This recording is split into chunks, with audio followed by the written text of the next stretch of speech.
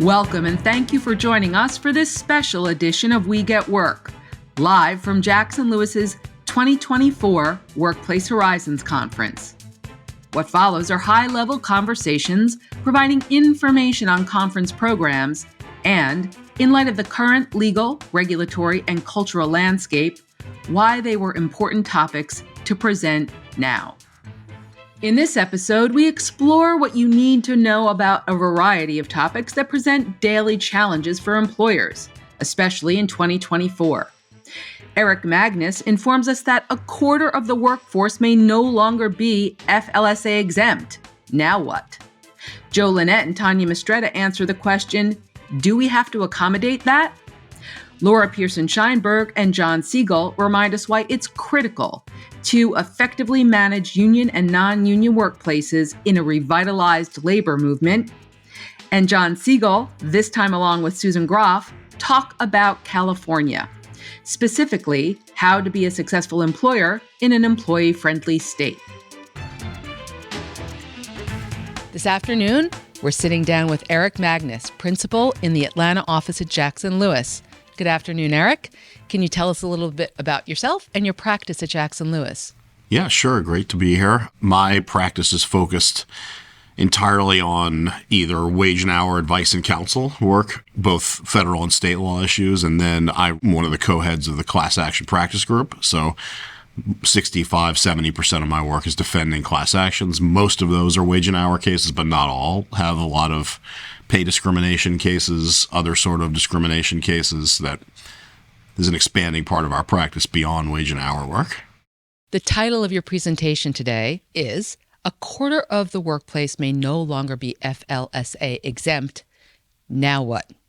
Can you tell our listeners a little bit about that presentation, what was covered, and why it was important to present?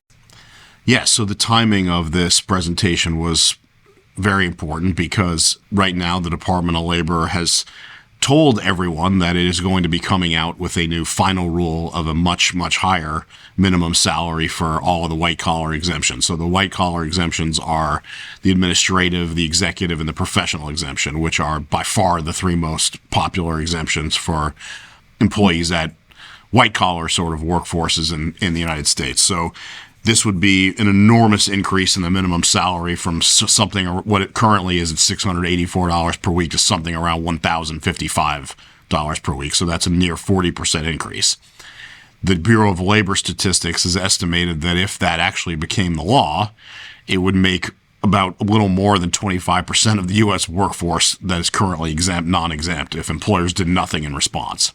So the final rule is actually could come out literally while we're sitting here, or it could come out Monday, Tuesday, but it's in the very near future. It will come out in April. So our clients need to know how to deal with this because the correct answer is not just make everybody non-exempt and pay all these people overtime that have never earned overtime, right? So likewise, the correct alternative is not give everyone a huge raise in order to meet this exemption. So there are other strategies that can be utilized, and that's most of what we covered in this presentation, and sort of also laying out the potential legal challenges, well, not potential, the certain legal challenges that will come immediately after this rule comes out. And we've got good insight into what that's going to be and the likelihood of success and the timing and what strategies employers can use to try and navigate the pending litigation that's coming. So to say this is going to be a major change is an understatement based on what you've just said. Within that, what issues in your presentation really resonated with our attendees? What did they specifically want to know? They most want to know about the litigation, because do we really have to do anything about this, or can we rely upon the litigation that we know is coming to get us out of it? And the attendees are sort of biased by what happened last. This happened before. This happened at the end of the Obama administration going into the Trump administration, an election year, just like this is an election year. So what happened that time, and most of our attendees know this because they were in the same or similar roles at the time then, is the election, of course, went a certain direction and Trump won the election, and that killed off the legislation.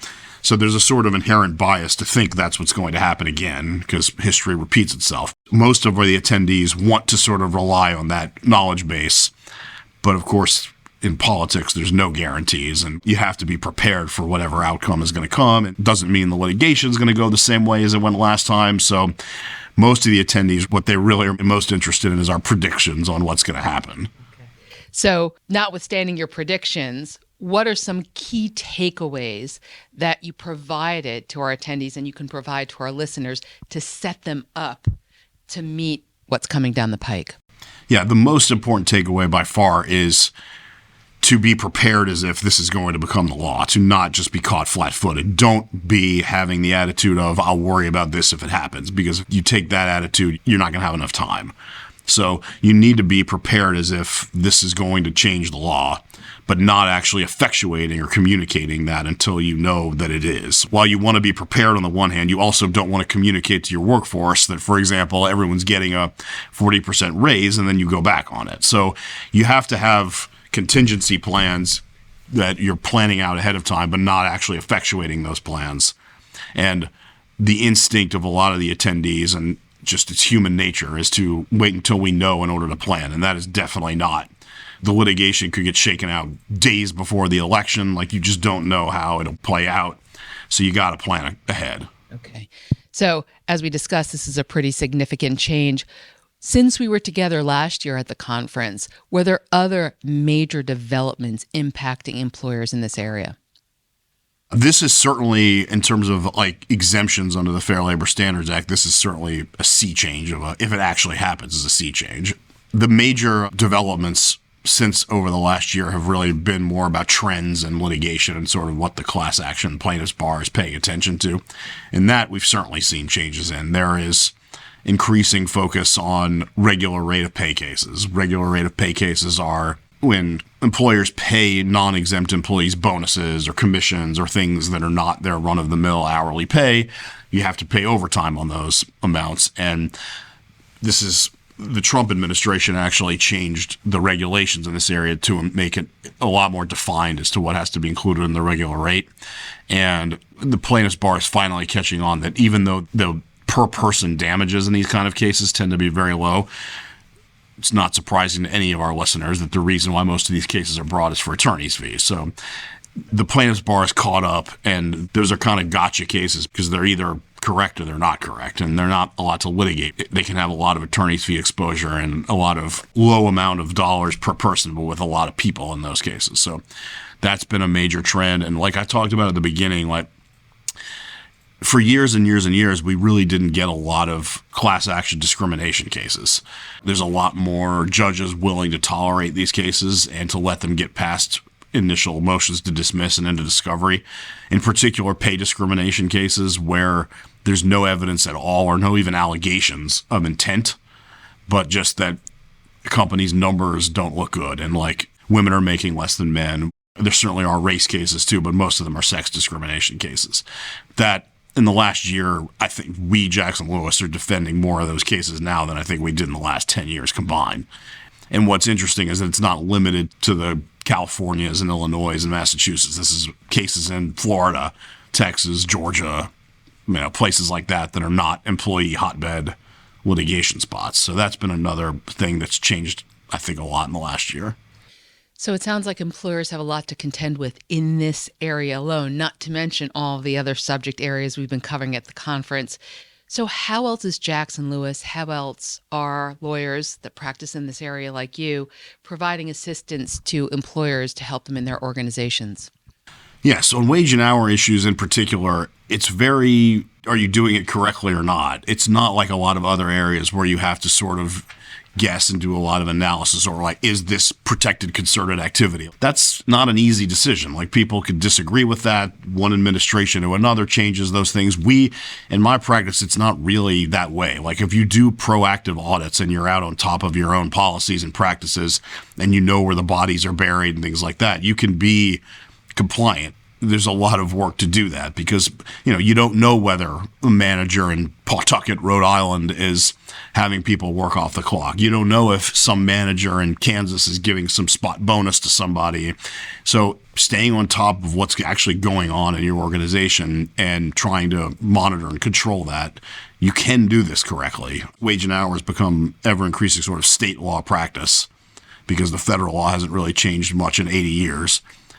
Those aren't impossible to comply with either. They're just a matter of paying attention to it. And you certainly don't want to be going into states without paying attention to what are the wage and hour laws in those states. Remote work has become a big issue because, you put out a job ad and someone in Illinois happens to take that job and you don't otherwise have employees in Illinois. Like a lot of HR and legal departments aren't catching, like I now have to care about, an Illinois Wage Payment and Collection Act. That is not something I've ever had to deal with. So, it's doable. It's just you have to spend time doing it. And we have people that know this stuff off the top of their heads, and there's no reinventing the wheel. We know what we're doing, and we can get you in the right place. It's just a matter of paying attention to it. You are there to help, as well as all of your other Jackson Lewis lawyers. And we thank you for stopping by today and sitting behind the podcast mic and being here at the conference. And we hope you enjoy the rest of the afternoon. This afternoon, we're talking to Joe Lynette and Tanya Mistretta, principals in the New York City office of Jackson Lewis. Tanya, Joe, would you tell us each a little bit about yourself and your practice? Sure. I'm a principal in the New York City office, and I am the co-leader of the firm's Disability Leave and Health Management Practice Group. Tanya? Thank you. I'm also a principal in the New York City office, and I'm one of the core members of the Disability Leave Health Management Group as well. Joe, the title of your presentation at the conference was, "Do we have to accommodate that?" Can you provide our listening audience with a brief summary of what was covered in your presentation and why you believe it was important to present this topic at the Workplace Horizons Conference? Sure. Just briefly, our presentation covered really the more challenging and vexing problems involving accommodating employees with disabilities. And we covered areas such as accommodating commuting restrictions, accommodating remote work requests, and new obligations under the Pregnant Workers Fairness Act to accommodate pregnancy, childbirth, and related medical conditions. The reason this topic was important is that the accommodation process is still very challenging for employers. And with the passage and enactment and implementation of the Pregnant Workers Fairness Act, there are now even more obligations to accommodate employees. So this area remains very relevant for employers because there's still challenges that employers have with the interactive process, getting information through the interactive process, and arriving at a reasonable decision on accommodations. And the obligation to provide reasonable accommodation is continuing to expand. Given the numerous variety of accommodations covered under the ADA, what really resonated with our employers? What did they really want to know about? What are the challenges that are most impactful to them? I think the biggest concern that employers had during our presentation were really related to obligations under the Pregnant Workers Fairness Act, what it means, what are the obligations? Because while the Pregnant Workers Fairness Act does borrow some very familiar concepts that employers are very familiar with under the ADA and Title VII and the Pregnancy Discrimination Act, they don't quite all mesh in the same way that employers are used to administering them. So there were a lot of questions about the Pregnant Workers Fairness Act.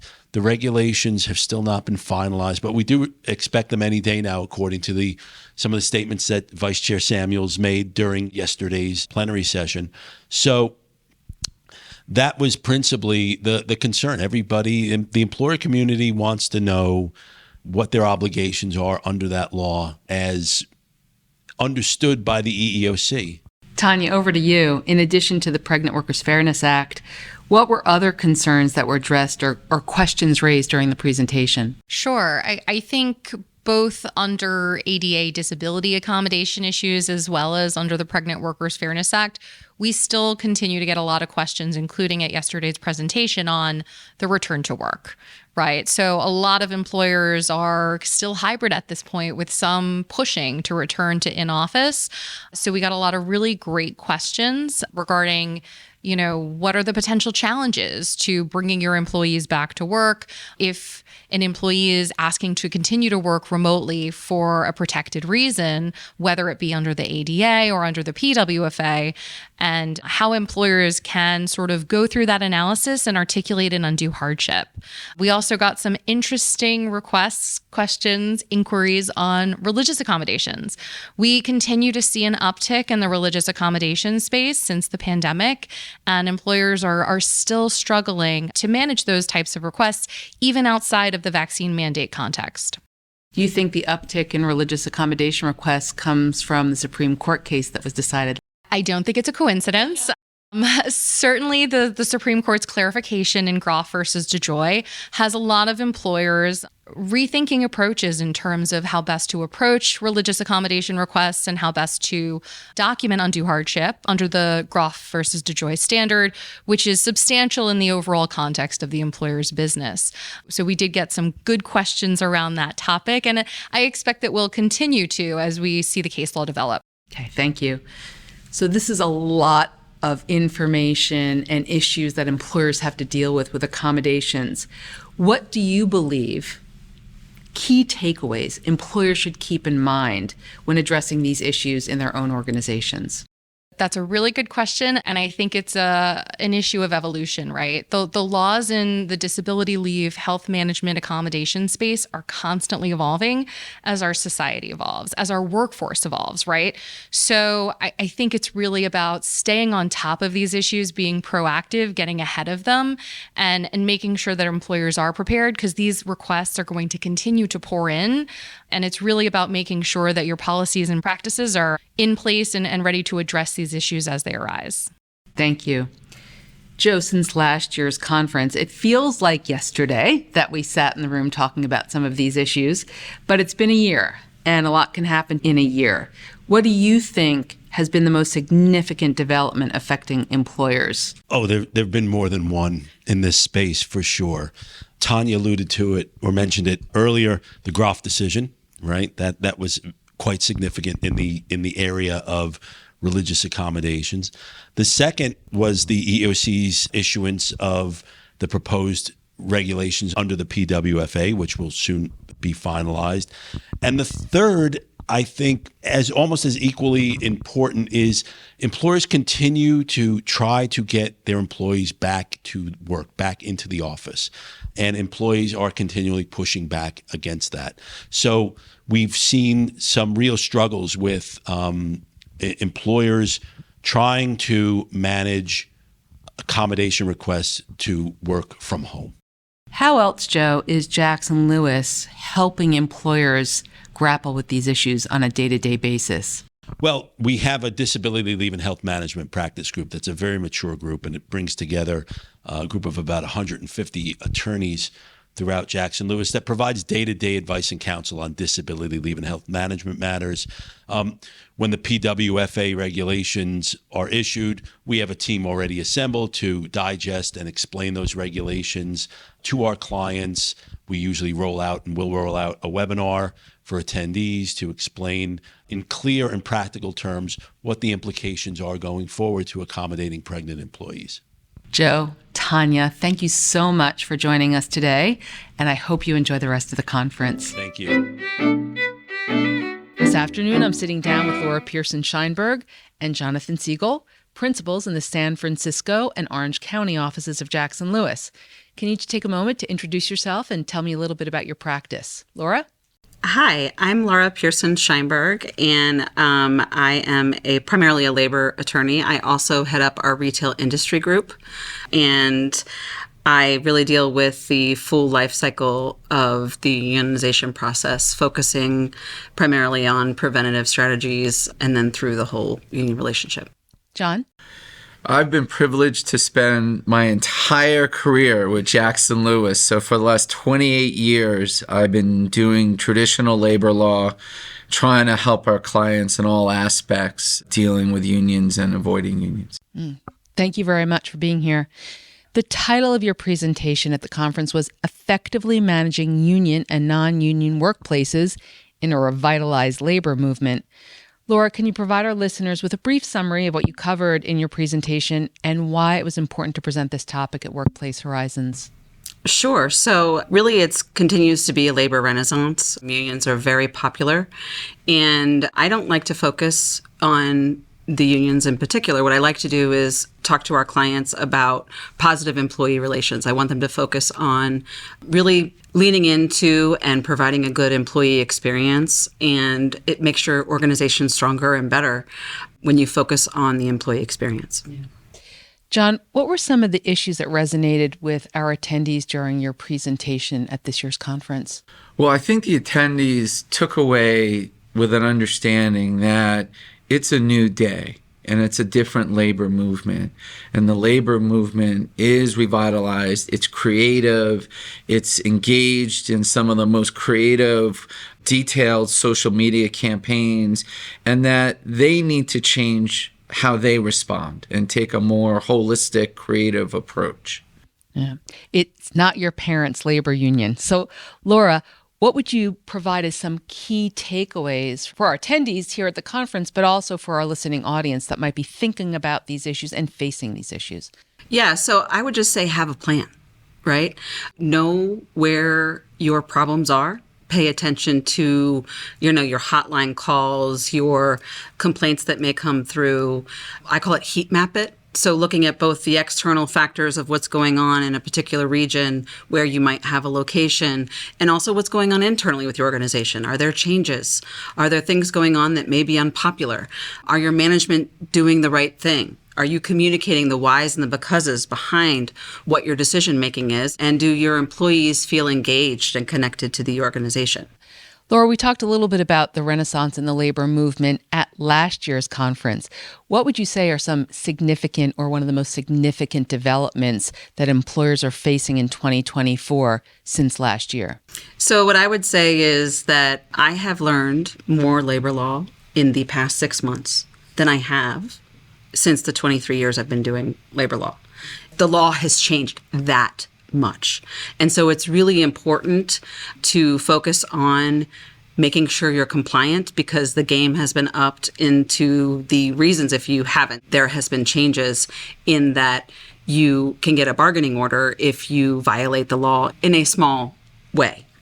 And so really there has to be better training, there has to be better strategy, there has to make sure that employees are ready. And the most thing that we see and that must be done today by all of our clients is please check your employee handbook and workplace policies, your code of conduct for issues that may violate the NLRA. There's been some recent decisions just in the last few months that really make it a huge, huge game changer.